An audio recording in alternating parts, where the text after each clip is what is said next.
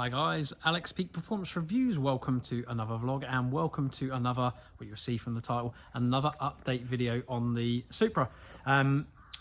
This one's probably going to be quite short because I don't plan on doing too much to the car today, because the last thing that I want to check before I really start delving into looking at the tuning a lot more and getting Romain to do a remote log, I suppose, and he's going to remote in and have a look, which I probably will do anyway because it's been a while, and I do want to get some more tuning booked in with him just to go over everything. There's a few things that I feel like that needs refining, and I think we always said that from the get-go, like, you know, a bit of time with me in the car and him just watching it for like about half an hour, playing around with a few things and just, you know, fettling it and making it a little bit better. But yes, today's video is all about the fuel pressure issue. Now, it seems much better, but obviously I changed the fuel socks, the fuel pump socks. But obviously downstream there is another filter, and the filter that probably is going to catch a lot of stuff. And if those filters are anything to go by, if you haven't watched that video, I'm going to pop it up on the top right hand corner for you now. Watch that one. We changed the filter socks and obviously go through a lot of other things as well in the login and checking things. It seems to be a lot better, but not perfect, not quite perfect, I feel like. And the last port of call is definitely going to be certainly after checking things like the fuel pressure regulator as much as I can and stuff like that. The fuel pressure sensor, we can't really tell. It will, you know, it's not a sealed unit, but it's kind of part into the loom, so we'd need to probably cut it, then check continuity and all that kind of stuff, and ohms, etc.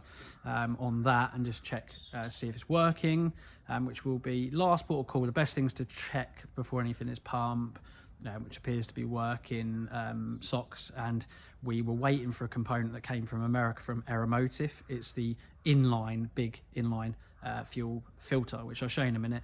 And obviously, yeah, we're on the Supra. The sun is really low in my eyes.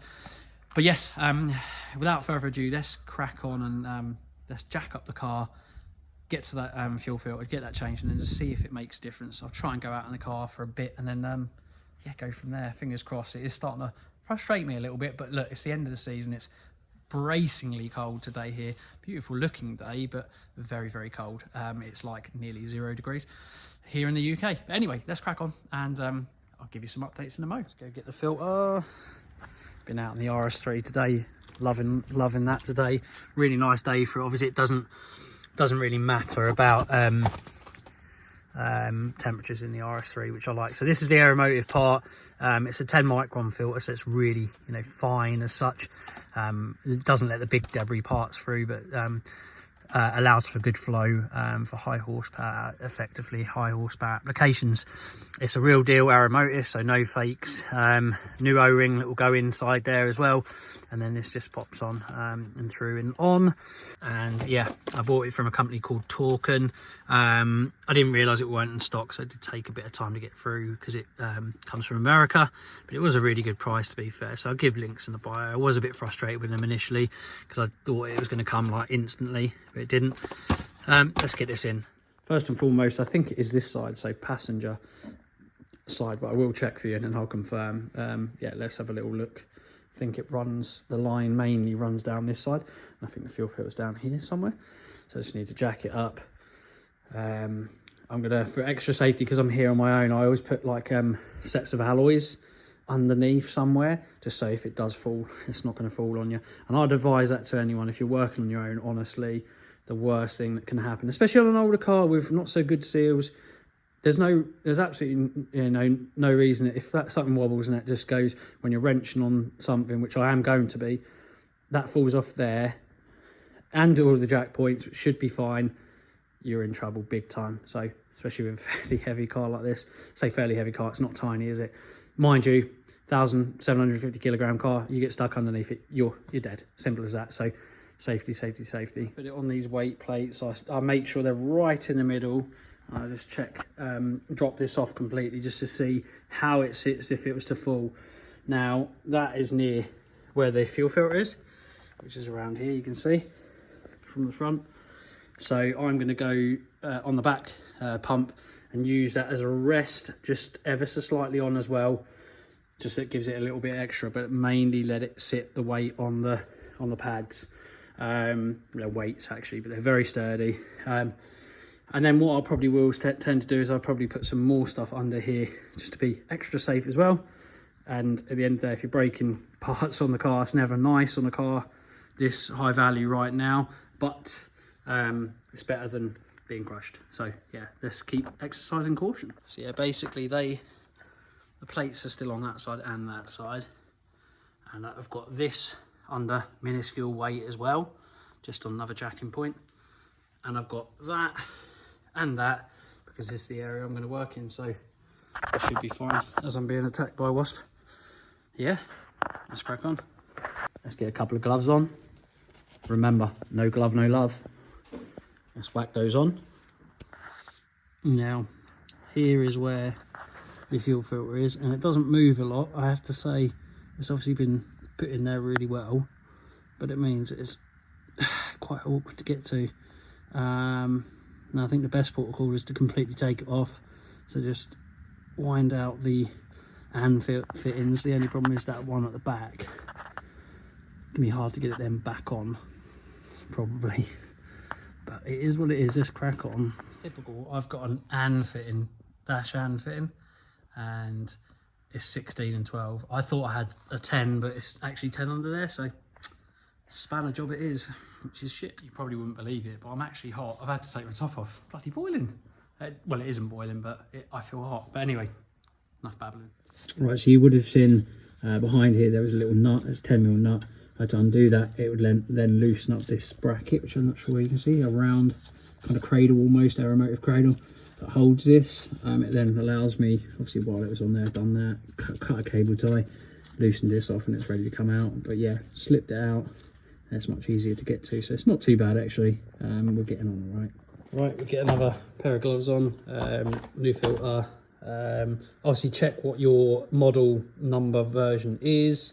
This has the dash 10 ends, and yeah, this is our new filter. Hopefully it's the right one. If I've done my research right, it should be the right one. But obviously you're in the hands of the vendor who provides these, I guess, to some extent, and hopefully it's all cross-reference correct. Yep, let's open it up. I would say take a picture or check your videos for reference. But yeah, fuel flow goes back to the pumps. So front car, back of the car, flow that way. You see an arrow very clearly marked, so we just undo this nut and get this bad boy out. Now, after chewing this up a little bit, which I'm not really that happy about, but it works, it's still functional. Yeah, shame I've had to do that. I've had to use some crap fittings, just because obviously I didn't know, and in general, obviously everyone expect it. Just you'll probably see that, just for reference, it is this way. Whoops, that way. Just screw off. Okay. Anyway, let's crack on. Yeah, that's pretty damn dirty. Yeah, that's nasty. A lot of debris in there. That is very clogged. Definitely needed changing. Yeah, voila, perfect, beautiful fit, real deal. Aeromotive. There's the part number if you need it, but obviously it's 10 micron one, so nice and allows a lot.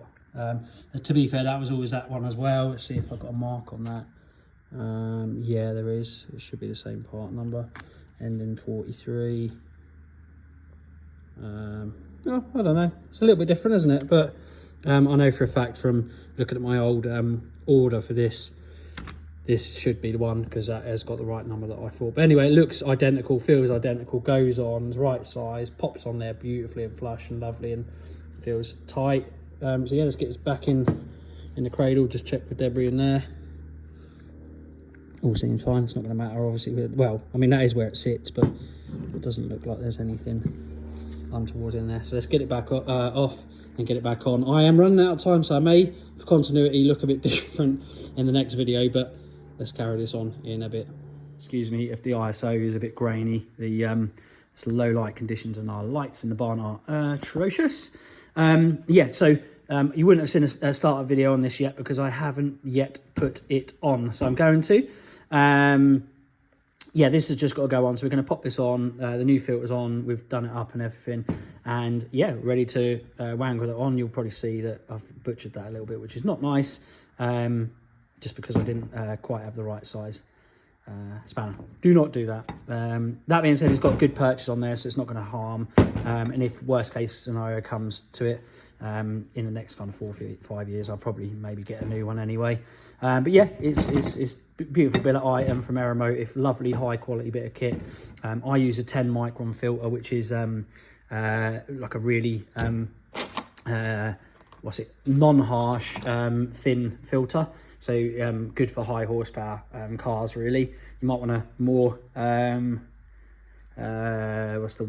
coarse filter if you need, if you're not running as high horsepower as this. But anyway, funny enough, these have been left out, and I swear they look more yellow since they've been left out. The discoloration is not so bad in this video, but I think on my other video you can see how black that is, and it is. They're all inside there, and you can open it up and you can see how nasty it is. Anyway, enough with the babbling on. Let's get this on the car and see what it does to the car. We've got the laptop again to data log. So if you think that getting it out is fiddly, this is in my orientation. These sometimes can be easier, it depends how people locate them.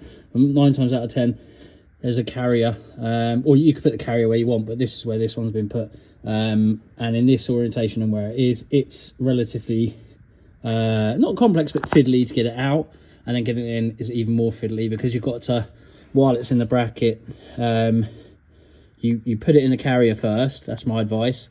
Then, because of where this is and how it runs and the big chunky lines it's got, it then means you've got to really get the orientation and the where it needs to sit spot on to start being able to thread it in, and the same for the other end. And it is fiddly just to get that going.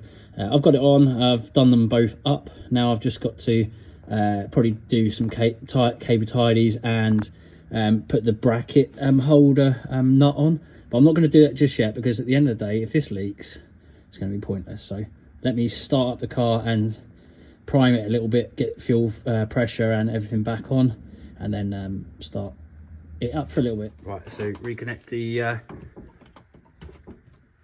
line. Probably don't need to do it up. I'll probably leave it at that. Maybe do it up a little tiny bit, but yeah. And then let's turn the get the pumps cranking over.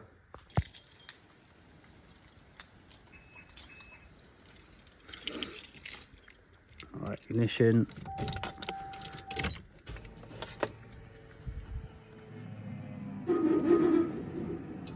So you hear, as you hear that, don't do it for very long. So let's kind of turn it off completely, all the way off, and then just wait a little while. Pumps priming again. I'm going to do it about 10 times because my head says it's only going to refill it about 20 millilitres. There must be at least 100 mil. I just want to be sure, so I'm going to keep doing that 10 times. My laptop's in, ready to be fired up. It's connected. So I've let's do one more pump prime. So probably about 11.1 for luck. Let's start it up. Hopefully it's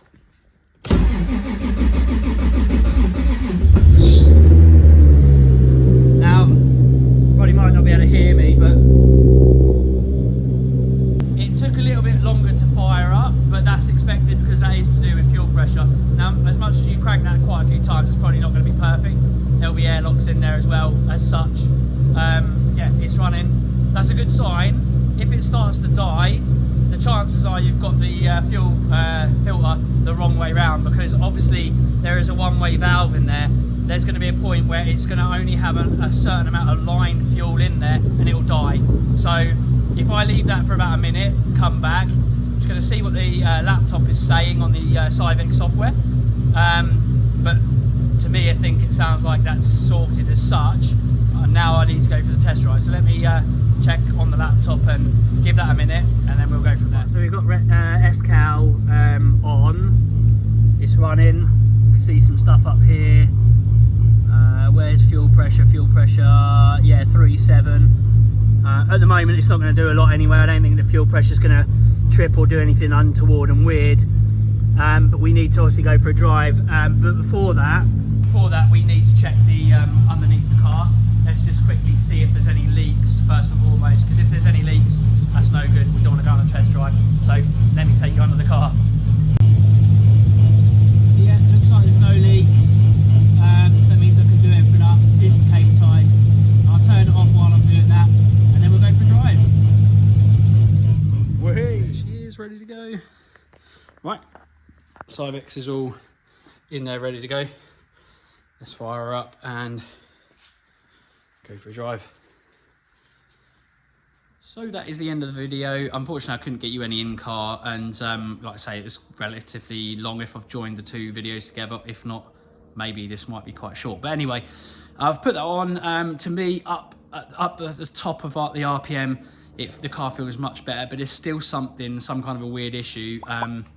We've looked at some of the logs, and the Syvecs, for some reason, I don't know why, is doing something funky. Now, I'm not saying it's the Syvecs' fault, could be something else, but for some reason it's not data logging properly, so all we can see is some live view stuff, and while it's doing that, the fuel pressure still seems strange, and there's some strange readings as and when we're not even doing anything. So I think, and my head says, it is a fuel pressure sensor issue, which we can test, but at that point sometimes I get to the point where you may as well change it. But I'm going to get Romain to give me a bit of time just to go around and data log the car and see what he thinks he can see.